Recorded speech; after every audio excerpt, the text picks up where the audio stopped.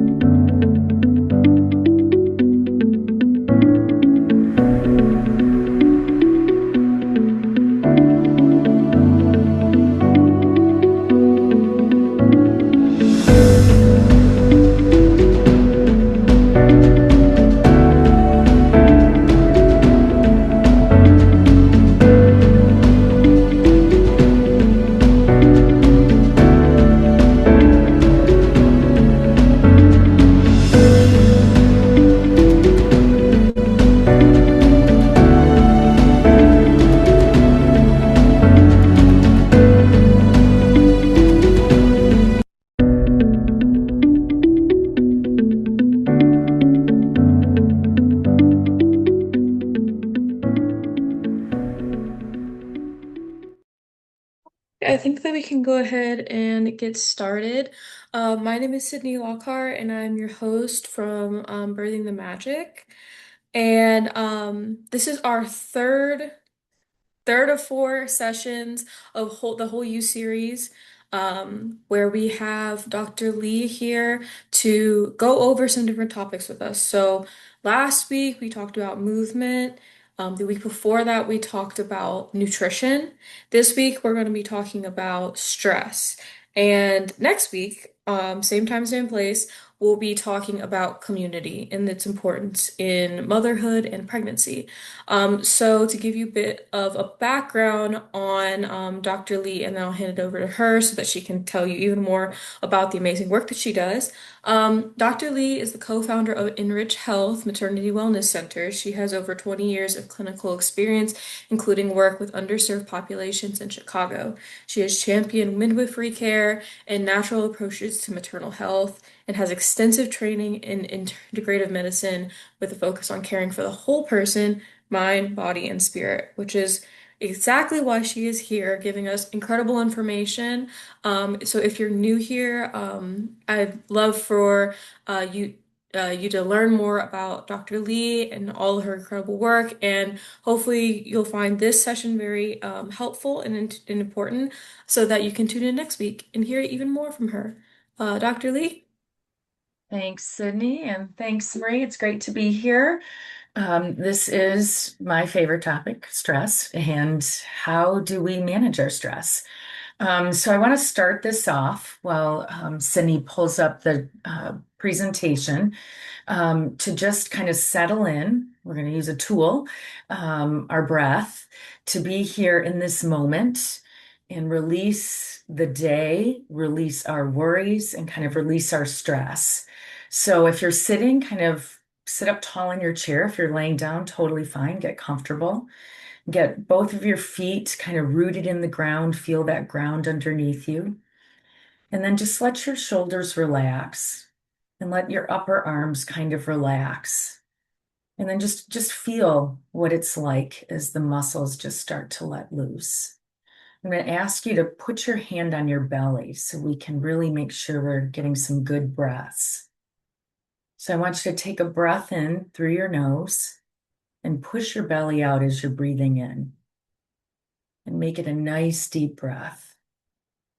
And then hold it for a few seconds. And then breathe out. Let out all of that air. Feel your belly start to collapse. Let out the stress and the worry of the day.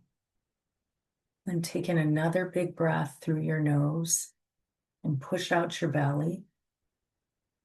And just breathe in, kind of calm and relaxation. Hold it for a second. And then breathe out through your nose or mouth and let your belly kind of collapse. We're going to do it one more time. So big breath in through your nose. Push that belly out. And then hold it. And then blow out.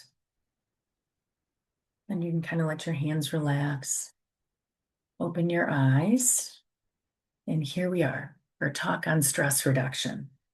So, Sydney covered pretty much my background. I am from Chicago. My startup in Rich Health is currently, our first location is in Hamden, Connecticut. We are a maternity care model that really uses integrative approaches to provide the best care and really address healthcare disparities that we're seeing currently in all of medicine, in particular maternal health. And this will lead into next week's session, but our model is using groups to deliver the care. So it's a great way to provide integrative care to build community and support and give women lots of time to be heard and supported. So this talk, next slide, Sydney is going to cover kind of what happens in pregnancy, in particular with our mood and emotions and then dive a little bit deeper into what is stress? Like, why is it happening? Is it good or is it bad? And then how do we manage it? And then we'll dive deeper into the techniques and then kind of takeaways that you can bring home. And what I always say, this is, you know, change is very small steps. And to be able to recognize the changes we are doing that are good for us and help us to feel better, but it's small steps, not big. So I'd love everybody to log into, if you were here last time, to Menti. Sydney will tell you what to do, and we're going to get everybody's kind of feedback. The first thing is I just want to know how people are feeling right at this moment. So Menti allows us to create a word cloud. So if you go to menti.com and you type in the code, I'm putting it into chat right now. Um, if you put in the code, it'll connect you to our session. And what you put as your responses will show up here. And usually, whenever there is more than one person submitting the same response, that word will get bigger. So you can also see if other people are feeling the exact same way as you. And it's just So what you're feeling. Nobody's name pops up. It's just the yeah, emotion. no, it's completely anonymous. So we'll give it a minute just to see what people are feeling. And if you have difficulty logging in, just send us a message. Yeah, there we go. Exhausted. Yeah, that's Mm, real. that's real. Yeah. Calm, I like content. that calm is so big too. Hmm. And content. Sore. Yeah. Hmm. Great. Anxious. Yeah. I'm Hopeful. just coming from the gym, so I definitely relate to feeling sore. Sleepy. I think every evening around dinner time, I can relate to that.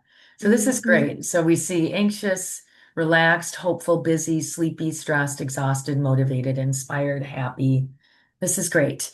So next slide. So in pregnancy, this is we feel all sorts of emotions, but this is often what we'll hear. We're excited, we may be scared, we're hopeful, we're exhausted or fatigued, we're anxious, we're happy, we're irritable. And, why do these changes happen in pregnancy? A big reason is hormonal changes. You have way more hormones when you're pregnant, and that big surge and big change of hormones, especially that first trimester, can cause really intense emotions. Sleep is a big issue in pregnancy, and that kind of varies depending on the trimester. There's just simply fatigue that first trimester, not you may be sleeping fine, but incredible fatigue, which sometimes is worse than any other part of pregnancy. And then just the anticipation of becoming a parent or adding a sibling to your household. That's a huge change and a huge shift into your family dynamic. And then physical discomforts like nausea or pain are very much linked to mood. Because again, and this is going to hear throughout the presentation, our mind and body are very much interconnected. And then fears. Fears are real. Will the baby be healthy? Will I be healthy? Will labor be easy? And then the life stressors that we're dealing with, you know, every day, and then you add pregnancy to it. So next slide. So Some of the stressors that lead to, we've talked about some of the changes in the body, and then just stressors that are happening in addition to this big change of a new life coming into your world is again emphasizing this fear. I hear fear often, which is part of our mission with Enrich Health is to give people. A lot of fear comes from a mistrust in the system, a mistrust in your doctor, not being heard, and so that's important to have a supportive environment in who's caring for you. Discrimination is exist. Oh, can you go back? Sorry, Sydney. I'm going slow this time. Financial stresses are huge, and this can be stressors even when you're not pregnant. Relationship stressors, if you've had prior trauma and that being triggered while you're pregnant. And then in this current day and age, just information overload. It's too much. And when we have too much information, many times it leads to an inability to act, inability to make decision, and then a lack of support. Okay, next slide. Um, so just real simply, the changes in pregnancy, big change are hormones, and estrogen receptors are throughout our entire body, including our brain. So when we have all these fluctuations, it can absolutely impact our mood. Progesterone 2 receptors are everywhere, and they can relax our muscles and joints. And think of progesterone like our intestines, like just kind of slowing things down, relaxing things, but then think of fatigue and sluggishness with this. And then just the changes of your body and the discomforts, especially at the end, that can again contribute to the sleep deprivation that impacts our mood. So, next slide. So, throwing this in there because it's important to know when it's normal and when I should be concerned. And probably bottom line is if it's really impacting your day-to-day life, like getting through your days, then talk to your doctor or midwife. Or if your thoughts are really intrusive and racing, you're feeling down more days than not, you're like excessively irritable, sleep problems to the point where you have developed like insomnia and really cannot sleep. But really just an overwhelming feeling that dominates most days out of the week, then definitely talk to your doctor or midwife. Um, Next slide. So we think of stress. I often think of it as bad, but there's good stress. So it's both. It's not neither bad, exclusively bad or good. So go on to the next slide. So this is good stress. This is saber-toothed tiger, and stress is part of who our makeup to protect us. So go on to the next slide. In medicine, we call it eustress, but it's the good stress is our body's kind of fight or flight, but it's our way of prepping us for a potential danger, like a saber-toothed tiger, or a talk, or a new job, or a sporting event.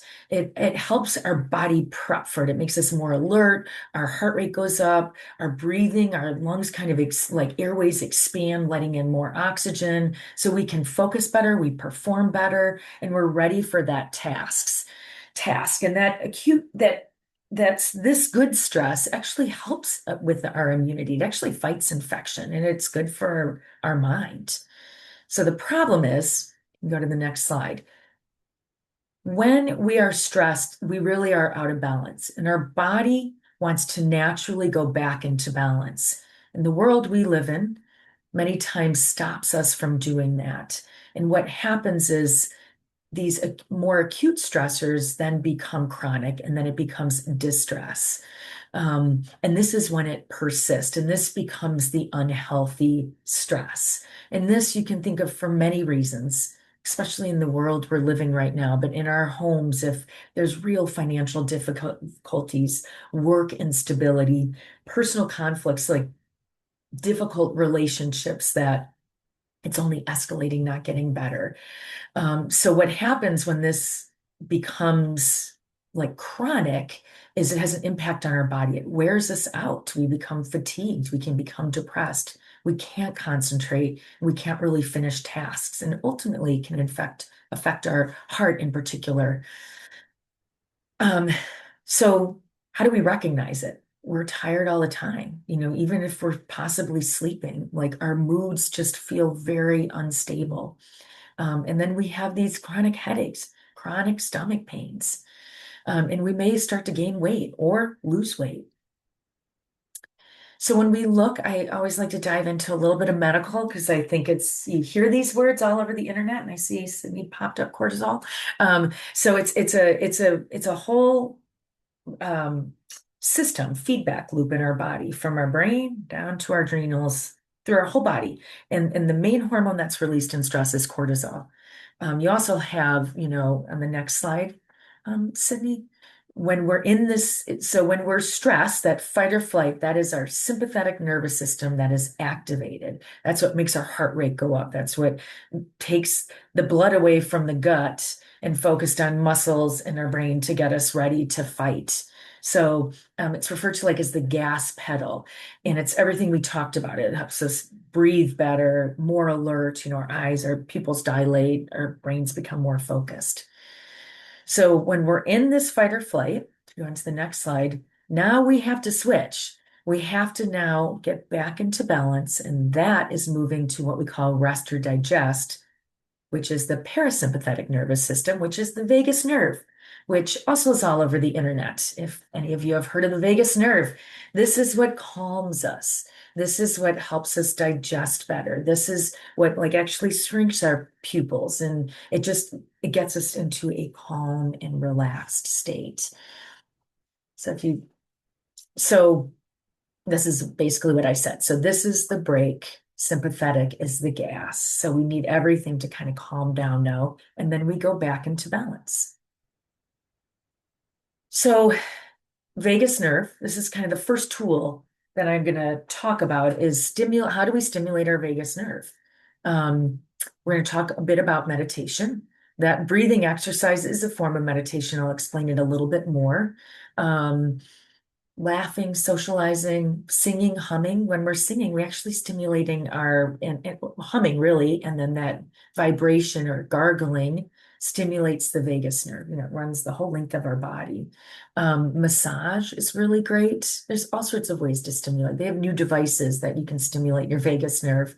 Omega-3 fatty acids, because they're anti-inflammatory. That's okay, Cindy. And then if we think about when we get our gut healthy, um, we can make more of that good hormone, which we discussed in nutrition. So probiotics as well, keep our gut healthy, but really eating is the best way to keep our gut healthy, eating good foods. So I would love everybody to throw in again, what do you do to manage stress so we can gauge anything when you think of when I'm really stressed, what do you do? Dance. Mhm.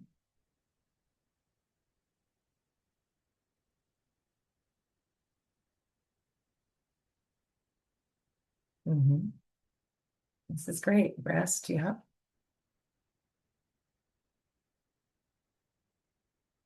Hot shower, great. This is great. Okay, yeah.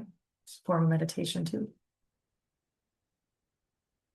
So these are great. So music, meditation, showers, dancing, prayer. Like again, you're bringing your body back into a calm state, which is or a happy state, right? Like dancing makes you happy. Cry, a great release. Like you're letting it all out. It's fantastic. So this is great. So this is what I wrote down. So I walk, I connect with a friend when I'm can be with somebody. It's a friend, not just anybody. It's very calming for me. Asking for help, taking a bath or a hot shower, as people said, journaling. I think it's a great exercise. And again, it's a form of release, like crying. Being in nature, there's incredible studies. We'll talk a little bit about that it like completely grounds us and calms us. Music, which I already said, sleep, healthy foods, limit social media. That's just a challenge. And then mind body practices. Let's move on to the next slide. Um, so movement we talked about last time. I'm not going to go into great detail, but meditative movements like yoga, tai chi, and qigong basically use breath, meditation, and movement, and it is very calming. The next slide is food, which we also talked about. So when we eat whole foods in a very simple way, we decrease inflammation in our body. We have a healthy gut that has its own nervous system, creates its own hormones. So it creates a lot of the serotonin, our happy hormone, and we're fueling our body. So again, this is a way to stay in balance. So nature is, there are so many studies out there. In Scotland, was it Scotland, they prescribe nature for people who are experiencing stress. And what I find, so when we're in nature and we're talking the feelings, the sounds, the sights, like being on grass, there are so many health benefits that ultimately lead to less stress and less anxiety. When I had little kids, I would just go, when I was exhausted, I would just sit outside and let them run around. And it would actually, I'd feel more awake just being out in nature. And there's multiple studies, like I said, where people who did like in a study controlled like outdoor activity had less stress and depression. The next slide. So journaling again is super fabulous. And again, building a habit of journaling, said this last week, is it takes about 3 months to really build a habit, but it's very therapeutic. There's a lot of data on this too, because you are releasing. So it can be a flow of consciousness where you write whatever you want. You're not going back to read it, but it's a dump. You can't think of anything. You're writing, I can't think of anything. I have no idea what to say. I have nothing in my mind. Like it's just a flow of consciousness. Gratitude list, like if you just, I have too much on my plate, just write the list you have to do. So it clarifies your thoughts. You can recognize when you're in these negative patterns. It's very cathartic. And then you can process like past events. So I would like to focus on gratitude. We only have a couple more of these, but Sydney and I found these very fun because we get a little bit of participation. Just this, when we can, how we feel and how we think impacts how we live. And when we practice gratitude, we can shift how we view our life. And it doesn't mean we're ignoring what may be bad. It's that during those stressful times, during those moments of like deep sadness, to recognize just something you're grateful for. Like it could be the sun, this beautiful hot sun on my face right now. So if you can throw out a gratitude that you feel just in this moment or today.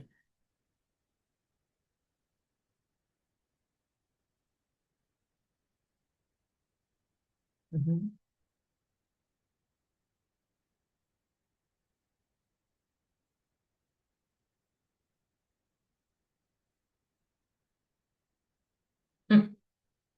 My bad. I like that. Support system. So this is great. You can see so much of it as people, right? Like who we're connected to, which is next session. Peace of mind, yeah, family, kids, partners, support system, a safe space. So important that we forget. Um, the sunrise, chocolate. Gotta love chocolate. In your bed. Yes, this is fantastic. So let's go on to the next one. So this is where I'm going to dive a little deeper. And mind body practices, again, our mind and our body are deeply connected. And I'm going to just throw this in from studies in medicine. When you look at placebo, meaning you're giving somebody a sugar pill or a water pill compared to somebody who's getting the actual medicine, on average, about a third of the people will get better. And that is because the power of our mind. We take this pill, we believe it's going to work, and it works. So the mind body medicine techniques are breath work, which we did a breathing right at the beginning, meditation, clinical hypnosis, guided imagery, progressive muscle relaxation, biofeedback. And this is not for you to try to figure out how can I get access to all of these. It's just all the different tools. So heart rate variability is a biofeedback, and then movement and deep relaxation. So next slide. When we look at the breath, it's probably the absolute best relaxation technique because what it does is it stimulates our vagus nerve or our parasympathetic system. So this increases, and I'm going to explain more, our heart rate variability. When our heart rate variability is up, and I'll explain that in a minute, we are healthier. It increases alpha waves in the brain that are related to a relaxed, calm state. So it's one of the most beautiful tools we have that we can control, and then it's also automatic. That is right in our pocket every day. So these are different techniques. The 4-7-8 breath, box breathing. There's a lot of breathing techniques from India. And then the next slide gives you the sheet of the different breathwork techniques in our integrative toolbox. So when it says 4-7-8, it means you breathe in for 4, you hold for 7, and then you exhale for 8. So the next slide, and you'll get this talk. These are 5 different types of breathing. Again, it's whatever, kind of floats your boat. I'll do the 4-7-8 breath, which is on the prior slide. I'll do it like 4 times in the morning, and it's very calming. You'll feel it. But this is for you to have. We're not going to go through each of these. So the next slide, this is what Buddha said. Do not dwell on the past. Do not dream of the future. Concentrate the mind in the present moment. When we dwell in the past, we often can become depressed. When we dwell in the future, it can cause anxiety. But when we live in the present moment, that's where we can find peace. So when we think about meditation, how I explain it, because I have many women tell me I can't meditate, I can't stop my mind from racing, I can't stop my thoughts. Yeah, that's not what we want people to, that's not the goal because that's near impossible unless you're a Buddhist monk.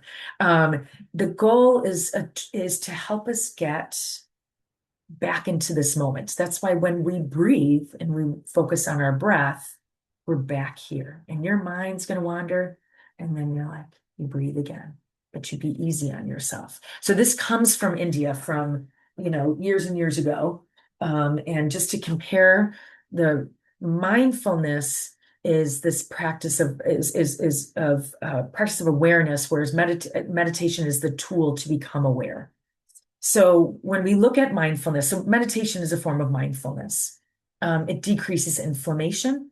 It helps to control this amygdala, which is the part in our brain with deep memories that cause us to be triggered. Like we can get into an argument and then all of a sudden we're triggered, or somebody doesn't respond to a text and we're triggered. So when we do practice mindfulness, it helps to decrease this emotional response. And here we go again. It increases parasympathetic tone.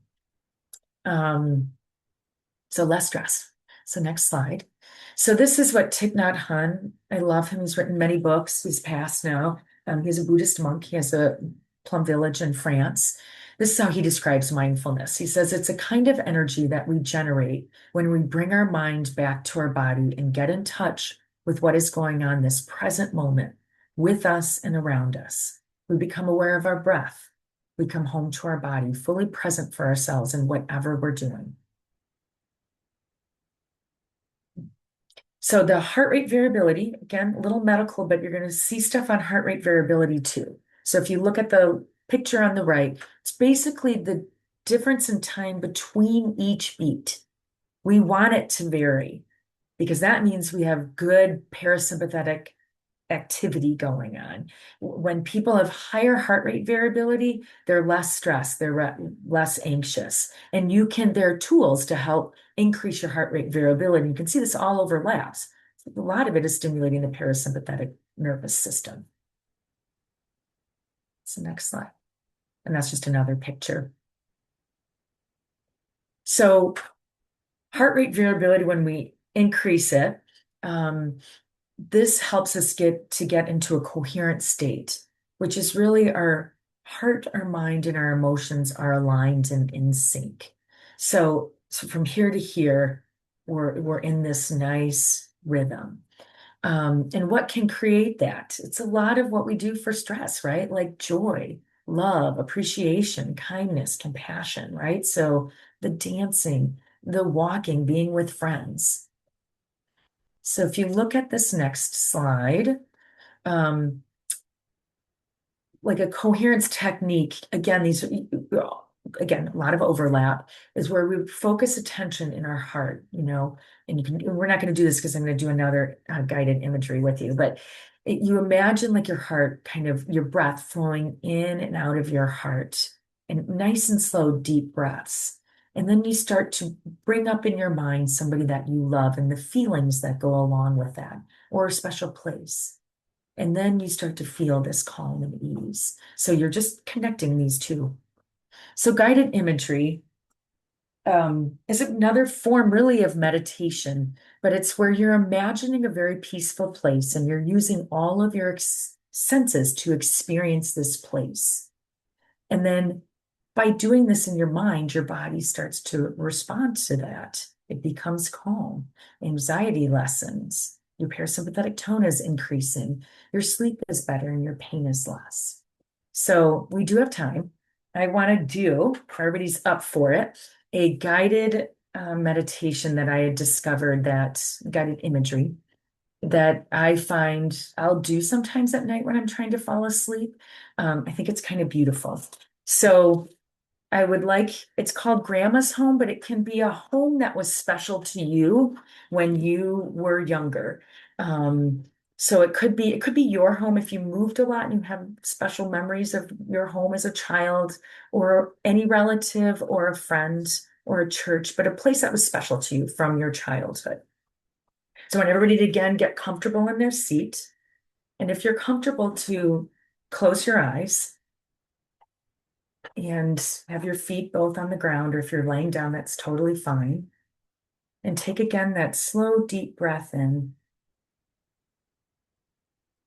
and out. I want you to breathe in calm and then let out any tension. Now imagine you're standing outside this special home. Notice the way the house looks from the outside, possibly the colors of the walls of the house, the shape of the roof, the front door. Take a moment to just feel the comfort of knowing you're about to step into a place filled with love and warmth. So now approach that door, maybe having to go up steps or just down a path, and open it. And you're greeted by a familiar scent. Maybe it's something cooking, or a spice, or just the cozy smell of a lived-in home. Allow the scent to fill you with this sense of safety and belonging. I want you to now slowly start to walk through the house, noticing all the little details around you. Maybe the feel of the floor, the carpet. Maybe there's a familiar creak in a floorboard. And look up at the walls, possibly pictures hanging, and curtains with light streaming through. All these details hold a memory or a story, a piece of your history. As you continue, maybe you find yourself in the kitchen. Look around the kitchen. Maybe there's a pot on the stove simmering, or a tray of freshly baked bread. You can feel the love that went into these meals and the connection it created with the people sitting around the table. Now move into the living room. Maybe you hear laughter, or you see a blanket draped over an armchair with a comfy couch you would sit on. Recall the feeling of sitting with people, listening to stories, laughing, enjoying each other. Take a moment to notice how you feel in this space. There's a deep sense of comfort here, a reminder that you are cared for and loved. Now, find yourself in one spot that feels really meaningful, maybe at the kitchen table, or a corner of the house, or by the window. Let yourself just sit there, breathing in deep, soaking in peace and love and the grounding energy of this home. And I want you to do 3 slow, deep breaths. When you breathe in comfort. And when you breathe out peace. This next breath, when you breathe in love. Breathe out gratitude. Now, when you're ready, bring your awareness back to this moment in your room, in your chair, on your bed. Just kind of wiggle your toes and fingers. And then open your eyes, carrying the warmth and steadiness of this home with you. Okay, so that's a guided meditation or imagery. And you can do these, you can find these all over the internet, and you can do them yourself. It's a great tool to help you relax in the evening or get to bed. So next slide, Cindy. So hypnosis is also another great tool, and there are actually many doctors trained to do hypnosis. Hypnosis is never anybody doing it to you. It's actually really self-hypnosis. They're guiding you while you hypnotize yourself. So people have described it like daydreaming, but it's just getting totally absorbed in your inner world with your concentration and then this focused attention. And really, hypnosis is this power of suggestion. So when we learn these skills, it gives us an ability to kind of control our physical and emotional experiences. Um, a doctor that I had heard many lectures from through my integrative world, who's an ER doctor in California, did, I think he's retired now, did hypnosis with ER patients. And it's this idea again of placebo, right? Like when we go in and change this inner dialogue, the power it has on our body is can be healing. And he could get people out of abnormal heart rhythms by doing hypnosis on them. It's really fascinating. It works wonders with kids because kids are very susceptible. I mean, have this whole magical kind of inner world. So the next slide. Hypnobirthing, throwing that out there, big plug for hypnobirthing. It's a great tool to help pregnant women manage pain, manage anxiety, manage stress, pregnancy, and especially of birth. It combines the self-hypnosis with visualizing, positive affirmations. Again, this is kind of changing that inner dialogue and then breathing techniques. But it works very well. I've had many friends use this, and it's great. So the body achieves what the mind believes. One important takeaway, and this is for you to have later. This is one of the hypnobirth kind of guided meditations. So other tools we use, and I've mentioned these now, but like the humming, massage, relaxation techniques, and energy healing, all ways to help with stress. Um, Next slide.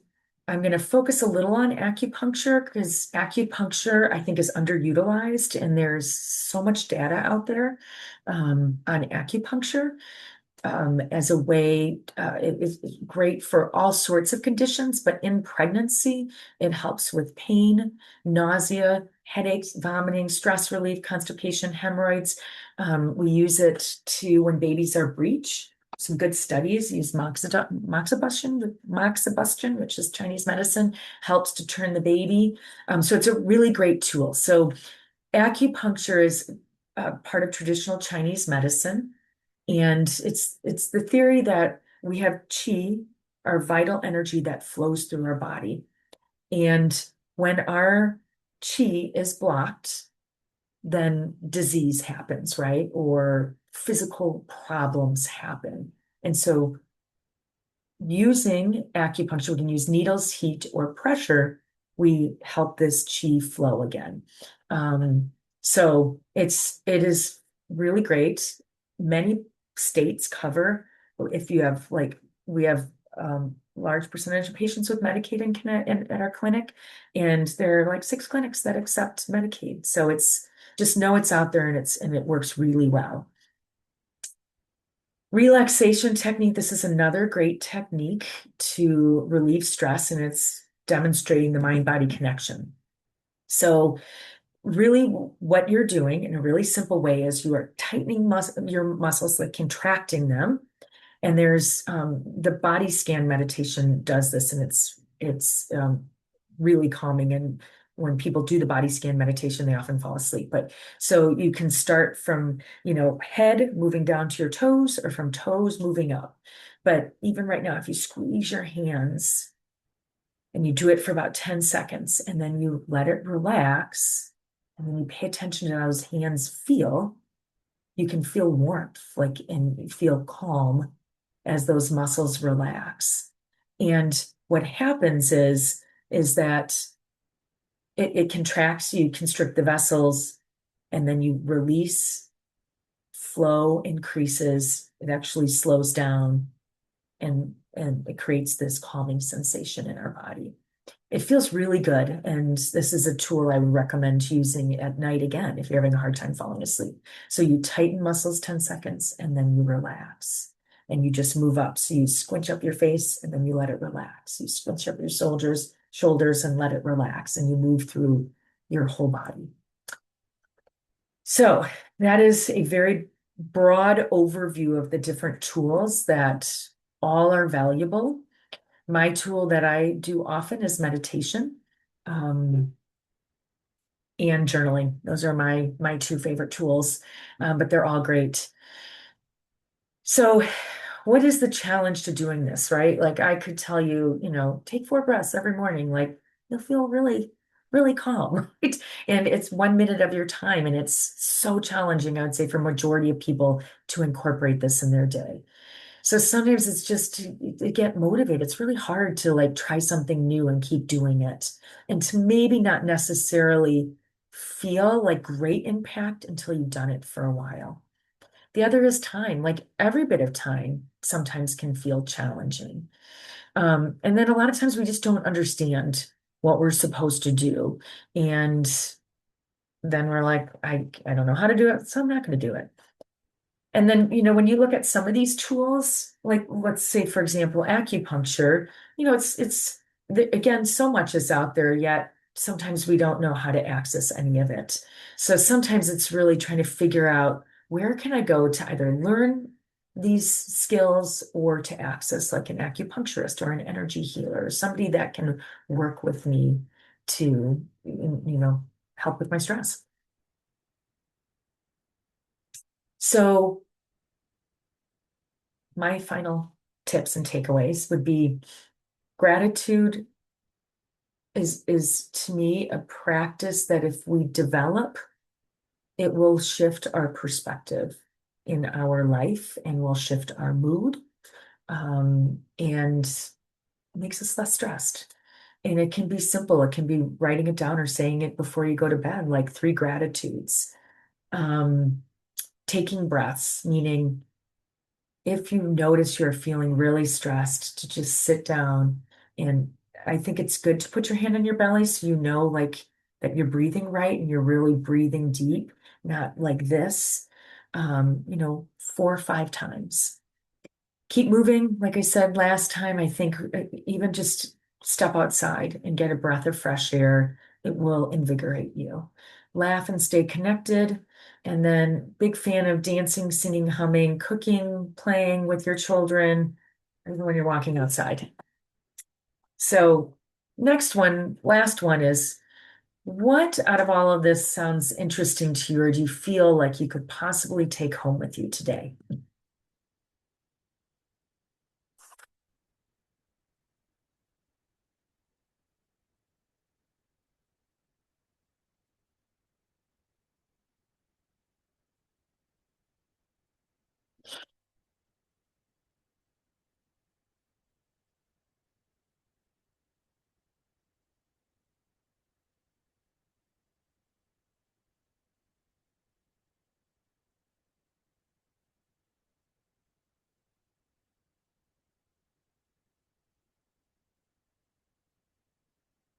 This is great. So meditations is the big one. I like that. Yoga, Grandma's house. You can Google that. You can find lots of Grandma's house meditations or guided. I think you have to put in guided imagery. Slowing down. Wine, wine, wine. Yes. A glass. Except if you're pregnant. Um, yeah, this is great. Touching grass, so important. Nature is, I cannot emphasize that enough. Um, just get outside every day if you can. So, apps, mine is Insight Timer. I've had it for years. I should be buying the prescription one, subscription, not prescription. And I have still the free app, and I find guided imagery, meditations, all sorts of stuff on all of these apps. But I love Insight Timer. The body scan, like I said, is it puts people to sleep. Yoga Nidra is also incredibly relaxing. And then these others, the heart rate math is for heart rate variability. It's a good resource. And then the hypnobirthing website. So thank you, and I'm open to any questions. And I see somebody wrote that it helped with the IVF transfer. I completely believe it, and I'm going to put a plug in for Enrich Health. I'm going to be opening an office in Chicago, working with an acupuncturist to work with people who are trying to get pregnant and doing a truly integrative approach and using groups. So, yes, any questions? Any questions, comments, concerned, any experiences like Kelsey's with how great acupuncture was? Marie's asking for more information about acupuncture. Um, how does it help with birth? That aspect. Yeah, so it's not the with it's kind of almost the lead up to birth, so it helps a lot with stress. It can help with pain. It's great for pain because it's again about flow because there's not many acupuncturists are going to be in the hospital during the labor, but it's really about keeping energy moving. So, when we're tightening up, even prior with anxiety around the anticipation of it, helps with all of that. Eye twitches, yeah. Um, Yeah, eye twitching, it's a muscle. So is the muscle fatigued? Do you take magnesium? Sometimes adding magnesium can help, and that's totally safe to take when you're pregnant. Magnesium glycinate is what I would recommend. You can start between 150, 250, and go up to 500. I've That always is what been I told would. that potassium helps with eye twitches, so I always eat a banana whenever my eye starts Yeah. twitching. And the other thing is when you're not getting enough sleep, it can cause eye twitching too. It's like a muscle being fatigued. So sleep, it depends on, body discomforts make it a challenge, but magnesium will help with sleep and Mhm. meditations if, your mind is racing. A lot of the tools we said today can help, but I would get some magnesium. Especially that the like muscle clenching exercise might help to Absolutely. help Yep. with sleep, so then Yep. that could help resolve that too. Yeah. Rebecca asked, or somebody just said that they made an appointment for stress and grief. That's incredible. Kelsey is talking more about acupuncture and how helpful it was. Yeah. Um, we any advice on Yeah. getting Yeah. rid of Guided. more addictive habits during pregnancy? Addictive. Is that a question? Hmm. Addictive habits like Like that's smoking or vaping. yeah, that is a challenge. I would say work with people. There's a lot of smoking cessation programs that I think are really great. Hypnosis is super great. Um, and those would be my recommendations because, addictions are really challenging. So I think also working with a therapist, which somebody brought up traumas with guided imagery, that is very true and very real. So people who have had pretty significant past traumas, I say work with somebody who is, um, you know, a trauma-informed therapist. Yeah, grandma's home, I try to emphasize not grandma's home, but a place that is a place of love, a place that felt good, like even, a church or a building versus I call it grandma's home, so I should change that. It's yeah, not necessarily grandma. I would also say that I've been practicing Buddhism for I don't know since I was 16 years old. I converted. Um, a lot of guided meditations don't necessarily have to be grounded in imagery. Sometimes it's nice having just somebody telling you what to do and focus on if you're new to meditation. So if you take some of the energy aspect out of it and just have someone to help guide you through the meditative Yeah. process, I think that can not Right. necessarily eliminate the chance for possible trauma, but it can be less focused on traumas or on Right. trying to imagine a specific place. So Right. in general, guided meditations can also be very helpful. Yeah. There's a Meditation free app called, versus yeah, imagery. Yeah. yeah. There's a Yeah. free app called Insight Timer where you can Yeah. just use um, a timer or a bell to signal like start and finishes, but they also have a lot of free guided meditations that are more specific on like activating the vagus nerve, so focusing on breathing and breath work, or reducing stress, or just someone to guide you through a meditation about gratitude and love. So there's a lot of options out there that don't necessarily Yeah. have to be specifically about imagery as well. Yeah, that's my favorite one. It's on the Hmm. resources, that insight timer. Yeah, and Uh-huh, with yeah. imagery, a lot of times it'll be a place that's calming for you, not home, but like it could be the beach, water, something that is a place, and it doesn't have to be a specific place that creates calm in you. Do we have any other questions?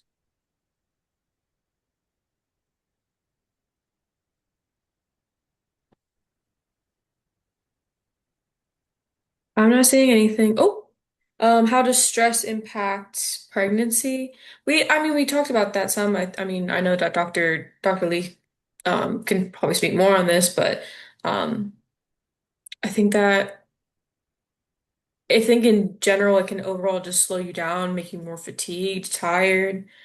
Um, I think that stress or like a rise in cortisol can also cause some additional complications.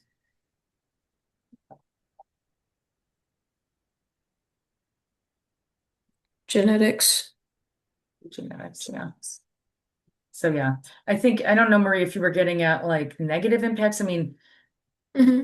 I think the goal, again, we all are experiencing stress, and uh, if you have this constant cortisol, excessive amount of cortisol, it's just inflammation in your body, right? It throws off your gut. It's so, and it's happening in pregnancy as well. So the goal is to be able to, with this talk, is to kind of recognize it and find the tools to really get us back into balance and manage the stress.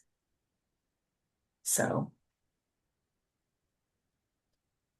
There's a lot of debate out there, Marie. That's why I didn't quite go into that, because there are studies of people, like even people who have been starving, and they claim that there's no difference in, the preterm birth or, the outcomes with the baby. So it's really, I'm sure there's a link. I'm just going to say that's very hard to say if you are super stressed out, you're going to have preeclampsia or a preterm birth. There's nothing that shows a direct link, but stress, again, it's hard on our body, right? So, and I see a lot of people who panic because they're so stressed, and then they're so worried about the baby. And what I try to tell people right now, you are, doing what you can do. And we're going to find those tools to really help you manage that stress as you move through the pregnancy. So, Well, I'm not seeing any more questions. Five, four, three, two, one.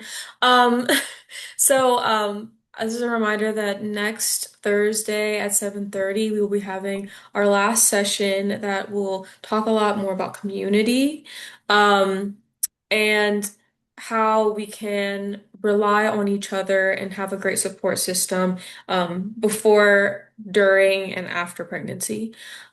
So. Please make sure to register for next week's session. I hope that you all will join us. And if you have any additional questions, please submit them. Don't be afraid to reach out. And you'll receive a copy of this presentation for any additional information after this session. But thank you. Thank you all for thank you. coming. Bye. Bye bye.